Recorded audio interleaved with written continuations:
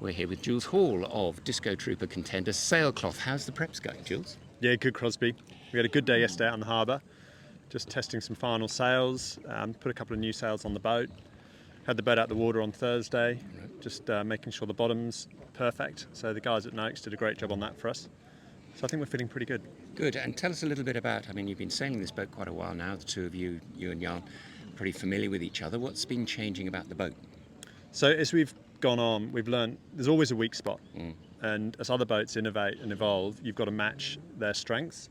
So the J99 is an excellent upwind boat, excellent downwind boat. Its relative weakness is reaching. So VMG, good downwind, but not so good on reaching. Yeah. And we don't get a lot of reaching in the Hobart right. generally until this year.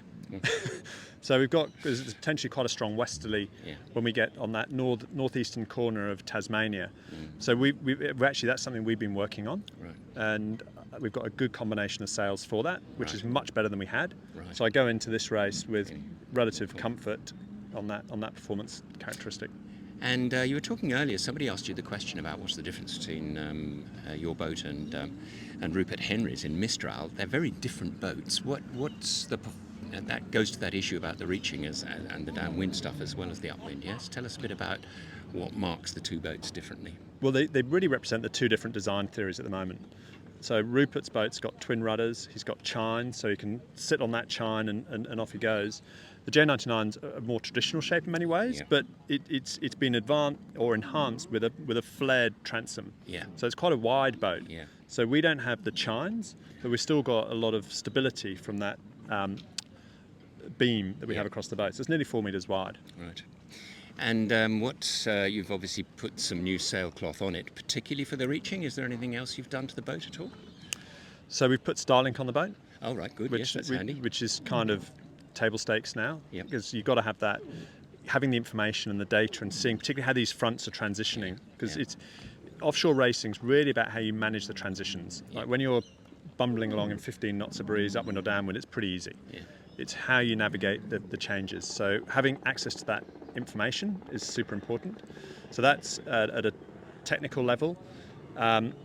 We've put a smaller spinnaker on the boat this year, which is good timing. Yes, that is good timing because it's going to be a fair belter of west. Yeah, that's right. So we've got a spinnaker that will help us in that breezy first night.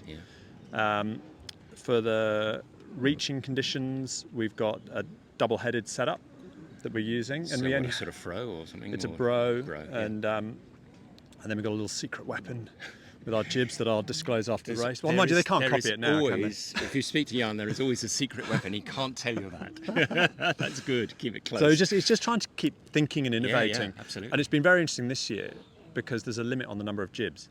Yes, of course, that's a new rule, isn't it? That's right. So you have to every extra jib is a penalty point of rating. So you're trying to get improved crossovers. Yeah, that's right. And so that's what we've really worked on, and we think we've got quite an interesting way of filling some gaps without adding extra sails. Yeah, cool. Lastly, the weather. Just tell us, I'm struggling to understand this. There seem to be so many models in all sorts of different directions, but in general, northerly to start with, big westerly from there. If you were plotting your race as you know it today, tell us sort of from beginning to end what you think you're going to encounter. So we'll start, and it's going to be a glamour start. It's going to be 12 to 15 knots nor'easter, 30 knots, blue sky. The spectators are going to love it, and they're going to think we're off for a jolly cruise. And we'll go out the heads, and that pressure's going to build all day. And by midnight on the first night, it's going to be very windy. It's sort of like 30 plus, isn't it? Yeah, 30 plus knots. And we could be seeing gusts up to 40, which is really windy. Two-handed, that's you've got a lot on. Yeah, especially if you're driving and other things in those conditions. So we'll be pushing offshore into the current. And then parallel down the rum line. Then it's and your advantage is you can go deeper than some of the others as well. So asymmetric boats have to slightly tighter angles. And then it's how we set up for that front. And that's a westerly that's coming in, yes? Yes, so it'll come in southwest. Right, okay. And it depends on the route. It depends on the timing. So this morning's routing was quite good to us. Because we missed the southwester and get into that westerly. Right. Which would actually be quite beneficial. And there's a chance it could slow down the bigger boats just in front of us. They could be hitting, as they get to near Tasman Island, they're hitting breeze on the nose. Right. But that'll change between now and race day. certainly looks it. It's very fluid at the moment. Looking at all the different models. Yeah. Yes, it's starting to align. Yeah. Starting to come they together. would. Yeah. Good. Well, all the best for the race.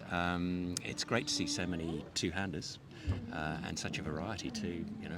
Parents and kids on their respective boats. But good luck.